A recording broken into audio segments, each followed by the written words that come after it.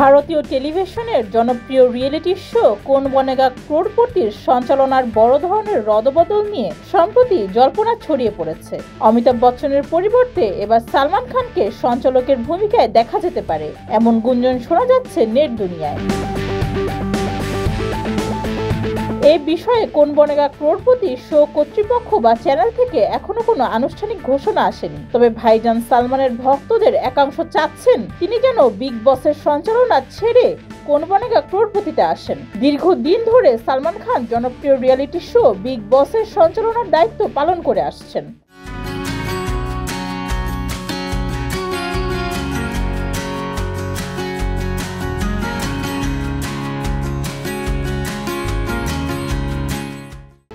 সালে শুরু হওয়া কোন বনেগা ক্রোড়পতির প্রথম সিজন থেকেই সঞ্চালনা করে আসছেন বলিউডের শাহেনশাহ অমিতাভ বচ্চন। তার অনন্য উপস্থাপন ভঙ্গি শোটিকে দর্শকের কাছে অত্যন্ত জনপ্রিয় করে তুলেছে।